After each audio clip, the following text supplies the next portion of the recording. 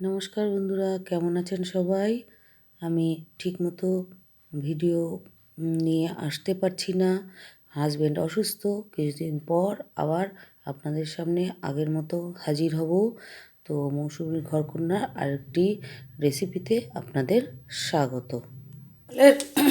সকালের ব্রেকফাস্ট তৈরি হচ্ছে। সকালবেলা তো গলা দিয়ে আওয়াজ বেরোচ্ছে না। এই যে প্রথমে তেল দিয়ে কারি পাতাগুলো পুরো ডগা সমেত ভালো করে একটু ভেজে নিচ্ছি। কারি পাতাগুলো তুলে নিয়েছি। তারপর ওই তেলের মধ্যে একটা শুকনো লঙ্কা দিয়েছি, সাদা জিরে অল্প করে, আর কালো সর্ষে। ফোড়নটা চটপট করবে। ফোড়নটা ভাজা হয়ে গেছে। এবার কিছু সবজি কেটে নিয়েছি। প্রথমে ফুলকপিটা দিয়ে দিচ্ছি। এটা একটু শক্ত, তাই আগে দিলাম। ফুলকপিটা একটুখানি ভাজা করে তারপরে আর সবজিগুলো দেবো। একটা কাঁচা লঙ্কা কুচিয়ে দিয়েছি। আর এবারে ফুলকপিটা একটু ভাজা ভাজা হয়েছে। এবারে বাদবাকি সবজিগুলো দিয়ে দিচ্ছি। বিনস, গাজর, ক্যাপসিকাম, মানে ঘরে যা নরম সবজি থাকবে সব দিয়ে একটু হালকা করে কষিয়ে নিতে হবে। ভাজতে হবে না, কিন্তু সবজিগুলো যাতে সেদ্ধ হয় সেভাবে করতে হবে।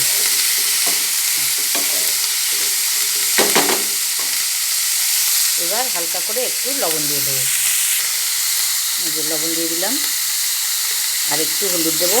এদিকে সবজিগুলো ভাজা হচ্ছে, আর এদিকে হাফ প্যাকেট সুজি আমি হালকা করে টেলে নিচ্ছি। হালকা একদম, যাতে কাঁচা গন্ধটা চলে যায়। পাশের বাড়িতে বিয়ে আছে, সেই বাজনার আওয়াজ শোনা যাচ্ছে। সবজিগুলো আমার একদম হালকা আঁচে ঢেকে দিয়েছিলাম। সবজিগুলো সব সুন্দর নরম হয়ে গেছে। এবার কটা বাদাম দিয়ে দিচ্ছি। বাদাম কটা ওর সঙ্গে একটু টেলে নেব।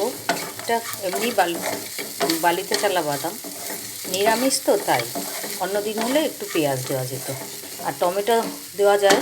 আমার অ্যালার্জি তো, তাই টমেটো খাওয়া বারণ আছে। আর এদিকে হাফ প্যাকেট সুজি হালকা একটু মানে টেলে নিয়েছি।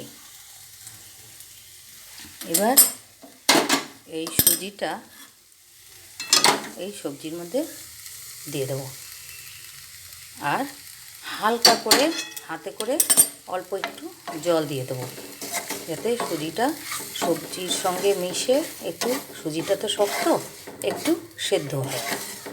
হালকা একটু জল দেব। দেখুন, হালকা একটু জল দিয়েছি, দিয়ে এটা নাড়িয়ে নিচ্ছি। তাতে কী হবে, সুজিটা সবজির সঙ্গে ভালো করে মাখানো হয়ে যাবে, আর সুজিটা অল্প সেদ্ধও হয়ে যাবে। আর একটু দিয়ে দিচ্ছি জল। এবার ভালো করে নাড়তে থাকতে হবে, নাহলে সুজিটা তো ডেলা পাকিয়ে যেতে পারে, তাই।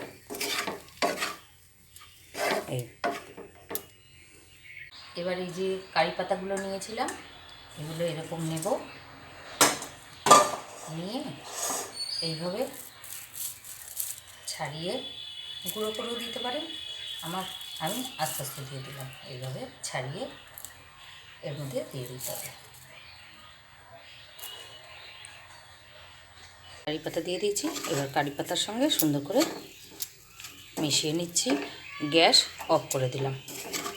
ব্যাস হয়ে গেল আমার সকালের ব্রেকফাস্ট, সুজির তৈরি উপমা বা ঝাল সুজি।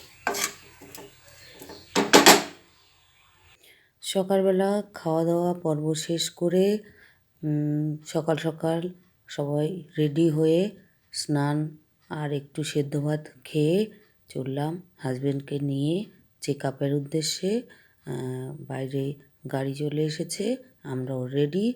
চলুন আপনাদের সঙ্গে নিয়ে আজ নারায়ণী থেকে ঘুরে আসি।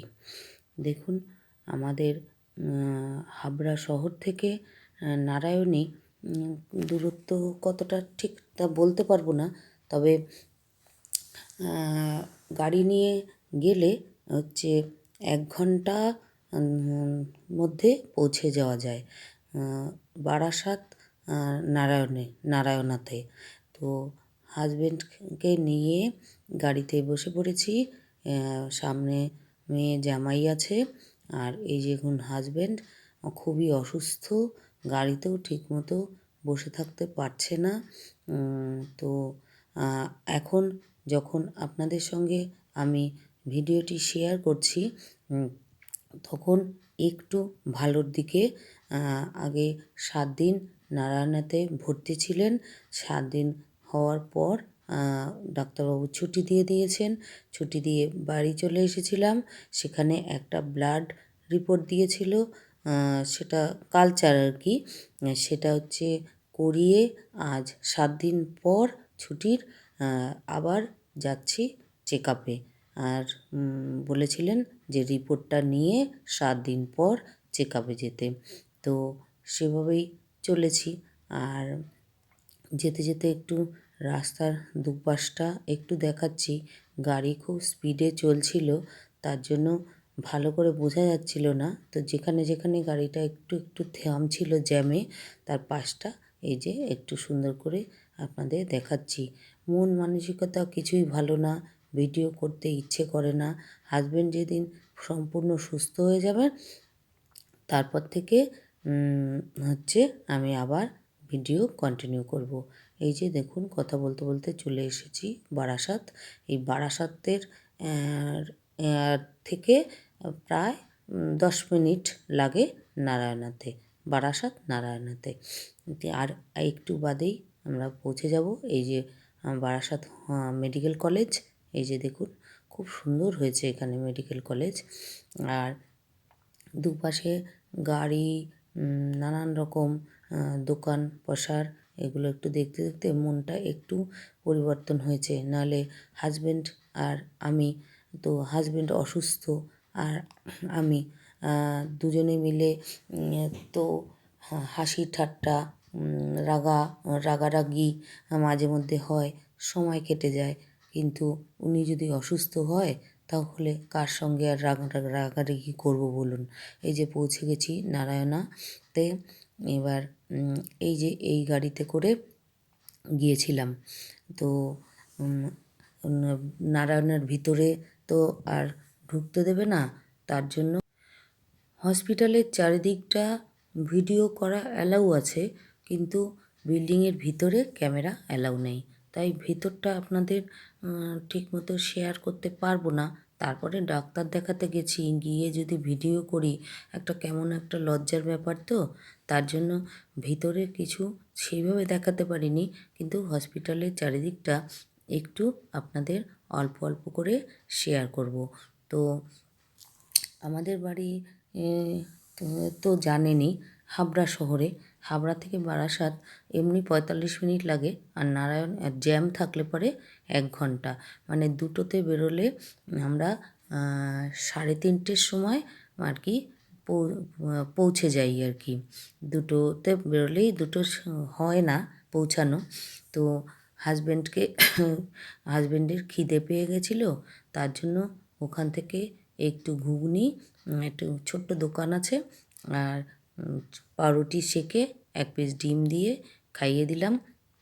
দিয়ে এই যে আমাদের কিন্তু চেক আপ হয়ে গেছে, তারপরে হচ্ছে খাইয়ে হচ্ছে এবার চারিদিকটা একটু আপনাদের সঙ্গে শেয়ার করছি, কোথায় কি আছে নারায়ণীর দেখুন।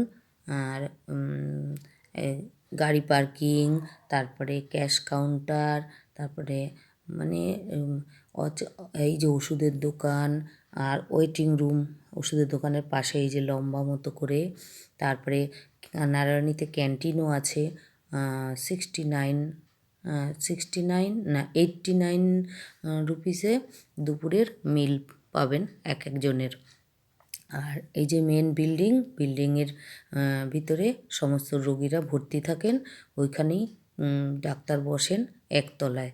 তো ভেতরে অ্যালাউ নেই ক্যামেরা, তাই দেখাতে পারিনি। এই যে এই সোজা গিয়ে ডান দিকে পার্কিং, আর এই ছোট্ট একটা দোকান আছে, এখানে চা, পাউরুটি, ঘুগনি, ডিম সেদ্ধ, কফি সব পাওয়া যায়। আর সামনের দিকেও ক্যাফে আছে, তবে প্রচণ্ড দাম। আর এই ভেতর দিয়ে ডান দিকে ক্যাশ কাউন্টার। এখানে রোগী ডিসচার্জ করার সময় টাকা পয়সা জমা দিতে হয়। আমি একা আর আমার মেয়ে জামাই এই যে ক্যান্টিন দেখুন সামনে, এইখানে দুপুরবেলা খাওয়া দাওয়ার ব্যবস্থা আছে। মাছ ভাত, মাংস ভাত, একটা সবজি, ডাল, আর হচ্ছে আলু ভাজা যদি নেন তাহলে 10 টাকা আলাদা দিতে হবে। তো এই যে ছিমছাম টুকটাক গাছপালা দিয়ে চারিদিকটা একটু ক্যান্টিনের সাজানো রয়েছে। তারপরে আমাদের দেখানো হয়ে যাওয়ার পর, খাওয়া দাওয়ার পর একটু বিশ্রাম নিয়ে হচ্ছে আমরা আবার গাড়ি করে বাড়ির উদ্দেশ্যে রওনা দিলাম। বাড়ি থেকে আর হাজবেন্ড আস্তে আস্তে একটু সুস্থ হচ্ছে। আপনারা ঠাকুরের কাছে কামনা করবেন যাতে আমার হাজবেন্ড আবার আগের মতো সুস্থ হয়ে উঠতে পারে।